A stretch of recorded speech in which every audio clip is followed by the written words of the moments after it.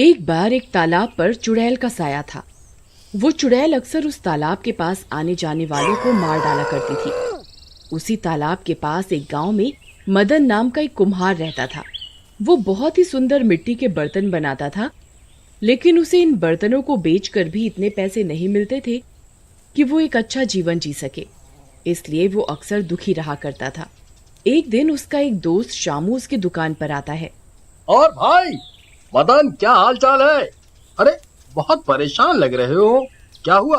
अब शामू भाई क्या बताऊं और क्या छुपाऊं, वही रोज रोज की झिक झिक। तुम्हारी भाभी रोज बोलती है कि पैसे लाओ पैसे लाओ। अब क्या करूं इन मिट्टी के बर्तनों का, कोई नहीं खरीदता तो मैं तो परेशान हो गया हूँ। समझ नहीं आता क्या करूं, कहाँ से लाऊं पैसे। तो ये बात है। अरे दुखी क्यों होते हो? अगर अभी इस धंधे से पैसे नहीं आ रहे तो धंधा बदल लो, समझा नहीं? अरे भाई कुछ और बना लो। सुना है शहर में मिट्टी के खिलौनों की काफी डिमांड है, वही बना लो। ऐसा कहकर शामू वहाँ से चला जाता है, लेकिन उसकी बात मदन के दिमाग में घर कर जाती है। ये शामू बात तो पते की करता है। चलो आज से मिट्टी के खिलौने ही बनाता हूँ। उसके बाद मदन खिलौने बनाने के लिए मिट्टी लेने एक तालाब के पास जाता है और मिट्टी लेने लगता है, लेकिन उसे पता नहीं होता कि उस तालाब में एक चुड़ैल का साया है। वो चुपचाप तालाब से मिट्टी लेने लगता है। उधर चुड़ैल भी तालाब के किनारे से उसे देख रही होती है। आज तो काफी अच्छी मिट्टी मिल गई है, इससे तो काफी अच्छे खिलौने बन जाएंगे। चलो वापस अपनी दुकान पर चलता हूँ। मदन ऐसा कहकर वापस अपनी दुकान की ओर चल देता है। वो चुड़ैल भी मदन के पीछे पीछे चल देती है। उसके बाद मदन अपनी दुकान पर आकर खिलौने बनाने लगता है। चलो पहले एक औरत बनाता हूँ, देखता हूँ कैसी बनती है, फिर बाकी के खिलौने बनाऊंगा। मदन उधर खिलौने बना रहा होता है, इधर चुड़ैल भी उसके पीछे एक दीवार से चिपकी हुई सब कुछ देख रही होती है।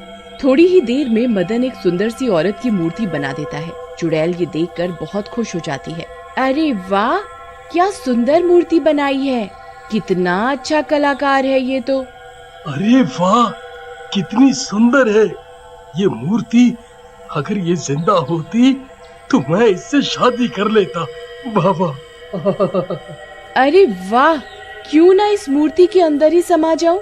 इस तरह मुझे एक नया शरीर भी मिल जाएगा, और जैसा कि ये कुम्हार कह रहा है, ये मुझसे शादी भी कर लेगा।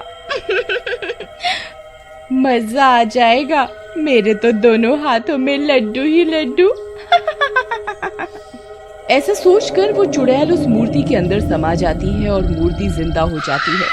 अरे अरे मर गया। अरे ये मूर्ति जिंदा कैसे हो गई? ये क्या जादू है? ये जादू नहीं है जानू। तुम ही तो कह रहे थे कि अगर ये मूर्ति जिंदा हो जाती है तो तुम मुझसे शादी कर लोगे। लो, अब हो गई जिंदा, कर लो शादी।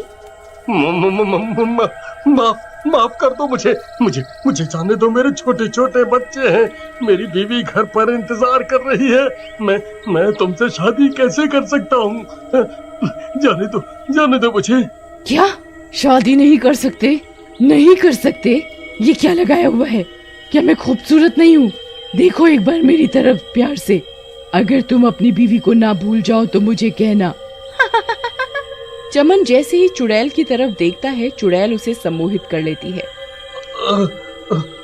मुझे ये क्या हो रहा है? ये क्या कर रही हो तुम? अब तुम मेरे गुलाम हो गए हो। अब जो भी मैं बोलूंगी वो तुझे करना पड़ेगा। उसके बाद सम्मोहित हुआ मदन अपने घर की ओर चल पड़ता है और उसके साथ साथ चुड़ैल भी चल पड़ती है। घर पहुंचते ही मदन की बीवी सीमा उस पर गुस्से में टूट पड़ती है। क्या उखाड़ कर आए हो आज? लाओ कुछ पैसे वैसे हैं तो। आते तो रोज ऐसे लेट हो जैसे पैसों का अंबार लगा दोगे। हाय रे मेरी फूटी किस्मत। और ये क्या, मिट्टी की औरत बना कर लाए हो? फेंको इसे घर के बाहर। पता नहीं क्या कूड़ा कबाड़ा उठा कर ले आते हो, कबाड़ी की तरह। इस बात पर मदन को गुस्सा आ जाता है। ए औरत, बहुत देर से तेरी बकवास सुने जा रहा हूँ। लगता है तेरी अकल ठिकाने लगानी पड़ेगी। तू कहीं भी मर, लेकिन ये मूर्ति यहीं रहेगी। ऐसा कहकर मदन सीमा को घर से बाहर निकाल देता है। सीमा रोते हुए मदन के दोस्त शामू के पास जाती है और उसे पूरी बात बताती है।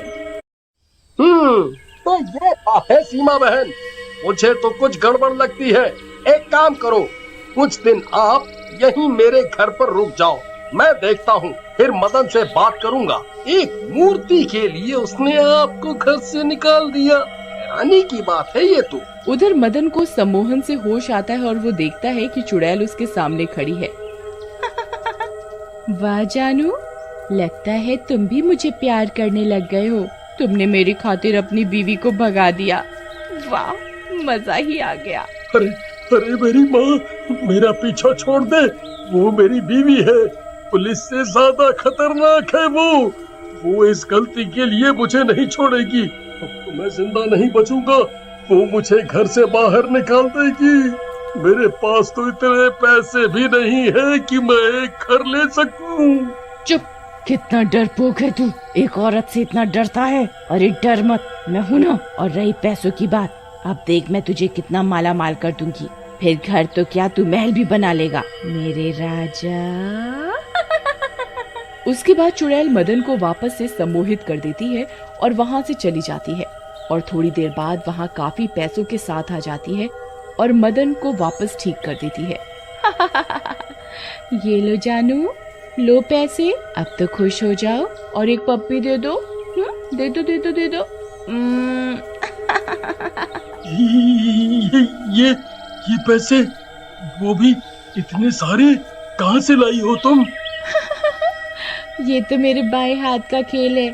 कुछ रईस लोग रास्ते पर जा रहे थे, मैंने उनको मार दिया और उनका सारा पैसा और जेवर उतार कर ले आई।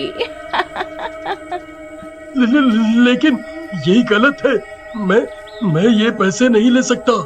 ये किसी को मार कर लूटे हुए पैसे और जेवर हैं। लेना है तो ले, नहीं तो फेंक दे।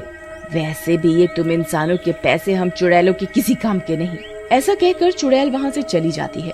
उधर मदन का दोस्त शामू भी मदन से मिलने आता है, लेकिन सम्मोहित मदन उससे भी ठीक ढंग से बात नहीं करता। मदन, ये तूने भाभी के साथ अच्छा नहीं किया, तुझे उन्हें नहीं मारना चाहिए था और घर से भी निकाल दिया। वो तेरी बीवी है। चलो जाओ यहाँ से, नहीं तो उस दुष्ट औरत के साथ साथ मैं तेरे भी टुकड़े टुकड़े कर दूंगा। शामू मदन की बात सुनकर बहुत डर जाता है और वहाँ से चला जाता है, लेकिन जाते समय उसे वो औरत की मूर्ति वहाँ दिख जाती है। ये मदन तो मुझसे कभी ऐसे बात नहीं कर सकता और भाभी से तो इतना डरता है। ओ ना हो, इस मूर्ति में ही कुछ गड़बड़ है। आज रात को इसके घर पर ही छुप कर देखता हूँ। और उसके बाद शामू मदन के घर के बाहर छिप जाता है। रात होते ही चुड़ैल उस मूर्ति से बाहर निकलती है और बाहर चली आती है।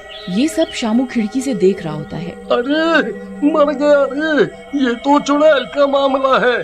जल्दी से मुझे कुछ करना होगा और भाभी को भी बताना होगा, नहीं तो मदन किसी भारी संकट में फंस जाएगा। फिर चुड़ैल आकर मूर्ति में चली जाती है और मदन को सम्मोहित करके अपने साथ ले जाती है और बाहर जा रहे दो आदमियों को मार डालती है। ऐसे तो काबू में नहीं आ रहा, क्यों ना इसे भी अपनी बिरादरी में शामिल कर लिया जाए। आओ मदन, चलो इन दोनों का मांस खाते हैं। नहीं, ये मैं नहीं कर सकता। मैं इंसान होकर इंसान का मांस कैसे खा सकता हूँ? नहीं, ये ठीक नहीं है।